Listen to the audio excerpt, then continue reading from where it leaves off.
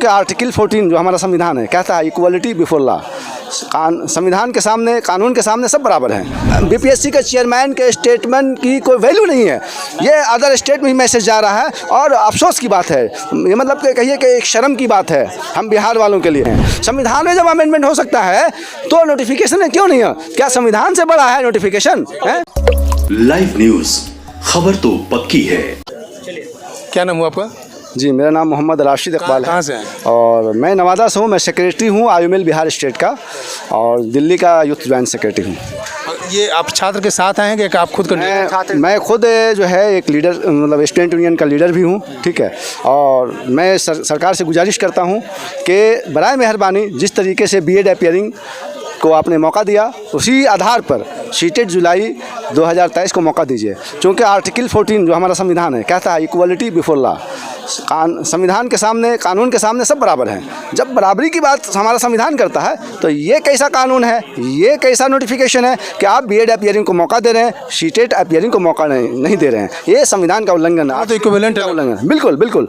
और आप तो और आपने जो है जी, और आपने जो है इस पर बीएड और सीटेड के मार्क्स पर आप बहाली नहीं कर रहे हैं। आप जो कंपटीशन लेंगे बीपीएससी के जरिए टीचर्स का, उसके मेरिट पे आप जो है आप सिलेक्शन करेंगे। तो आपको क्या दिक्कत है? बीएड अपीयरिंग को ले रहे हैं, सीटेड अपीयरिंग को, ये क्यों अड़े हुए हैं भाई? हमको समझ में नहीं आता है। और बीपीएससी के चेयरमैन साहब जो एग्जामिनेशन कंडक्ट करने वाली बिहार की सबसे बड़ी संस्था है और महत्वपूर्ण संस्था, मतलब इनके स्टेटमेंट पर सवालिया निशान खड़ा हो रहा है। मतलब बीपीएससी के चेयरमैन के स्टेटमेंट की कोई वैल्यू नहीं है। ये अदर स्टेट में मैसेज जा रहा है और अफसोस की बात है, ये मतलब कि कहिए कि एक शर्म की बात है हम बिहार वालों के लिए कि अदर स्टेट वाले कह रहे हैं कि ये बीपीएससी का कैसा चेयरमैन है कि जिसकी बात को सरकार नहीं मान रही। नीतीश कुमार जी आप के पदाधिकारी हैं बीपीएससी के चेयरमैन, कम से कम आप उनका तो लिहाज कर दिए कि हमारा पदाधिकारी ने बोल दिया है तो हम उसको करेंगे, ठीक है। कम से कम उसका तो ख्याल रख लिए होते। मैं कहूँगा सरकार से कि आप बराए मेहरबानी मौका दें और हम लोग शिक्षा मंत्री या प्रमुख सचिव, बीपीएससी के चेयरमैन और आमिर सुबहानी साहब, इन सब से मुलाकात किए।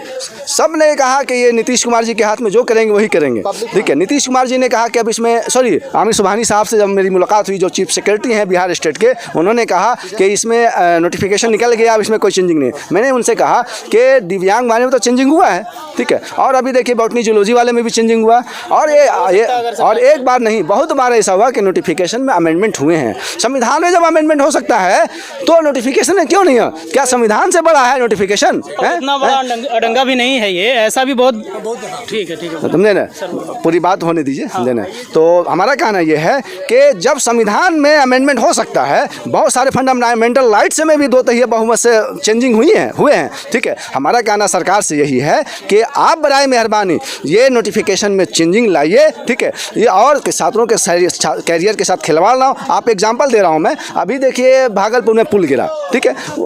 तेजस्वी यादव ने कहा कि नए सिरे से पुल का ढांचा बनेगा। हमारा कहना यह कि आप पुल का ढांचा नए सिरे से बना सकते हैं और लाखों छात्रों के कैरियर का सवाल है तो नोटिफिकेशन का ढांचा नए सिरे से नहीं बना सकते हैं, उसका भी ढांचा आप नए सिरे से बनाइए। और एक दो नहीं, बहुत सारी खामियां, आप 6 to 8 के लिए वैकेंसी नहीं लाए, ठीक है। आप 9-10 वाले के लिए सीटेट पहले नहीं लिए, उसके बाद आप उससे पहले वैकेंसी ले आए, वो छात्र मतलब सीट खाली रह जाएंगे। आपके नोटिफिकेशन में 1-2 नहीं, बहुत सारी खामियां हैं। इसलिए मैं कहूँगा सरकार से कि आप सीटेट अपीयरिंग को मौका देते हैं, कम से कम बेचारे 6 to 8 वाले के लिए जो वैकेंसी नहीं लाए, हो सकता है इस बार सीटेट अपीयरिंग में पास हो जाए, कम से कम वो तो टीचर बन जाएंगे, ठीक है। उसका ही ख्याल रख लीजिए। इसलिए मैं आपकी वैकेंसी भी निकलती है 5 से 6 साल के बाद। अच्छा, छात्रों का ये कहना, छात्र सबसे ज़्यादा इस बात से घबराए हुए हैं कि 3 साल, 5 साल, 7 साल में, 10 साल में वैकेंसी निकलती है। बिहार का ये हाल है वैकेंसी का, जिसलिए छात्र डरे हुए हैं। बहुत सारे का एज लैप्स हो जाएगा, छात्र इस बात से डरे हुए हैं सबसे ज़्यादा। अगर हर साल वैकेंसी निकलती तो छात्र डरे नहीं होते, ठीक है। इसलिए मैं कहूँगा छात्र बहुत ज़्यादा डरे हुए अपने कैरियर को लेकर के कि पता नहीं इतनी बड़ी वैकेंसी कब आएगी भी नहीं आएगी। इसलिए हम सरकार से गुजारिश करते हैं कि बराए मेहरबानी सीटेट अपीयरिंग को मौका दें ताकि इनका कैरियर बर्बाद ना हो। हम इसके लिए बहुत मेहरबान रहेंगे, आपकी इसके लिए हम बहुत मेहरबानी होगी आपकी। तो आपने सुना इन लोगों का, जो छात्र नेता यहाँ पर आए हुए थे, दिलीप यादव को भी सुने, और यहाँ पर जो छात्र नेता जो आए हुए हैं उनके बातों को सुना। इनका कहना है कि जो अपीयरिंग कैंडिडेट है, क्योंकि बिहार सरकार में जो वैकेंसी निकलती है तकरीबन 5 साल 6 साल के बाद निकलती है, तो अपीयरिंग कैंडिडेट अगर इस बार एग्जाम में शामिल नहीं हुआ तो उनकी एज लैप्स होने की संभावना है। इसलिए उस डर से वो घबराए हुए हैं। तो चाहते हैं कि जो अपीयरिंग कैंडिडेट है उनको भी बीपीएससी में आप शामिल करवाएं। बीपीएससी में सेलेक्ट हो जाएंगे, फिर सीटेक में सेलेक्ट हो जाएंगे तो उनकी नौकरी होगी, अगर टैलेंट नहीं होगा तो नौकरी नहीं होगी। मैं शंभू कुमार, कैमरा जर्नलिस्ट राजेश के साथ, पटना। लाइव न्यूज, खबर तो पक्की है।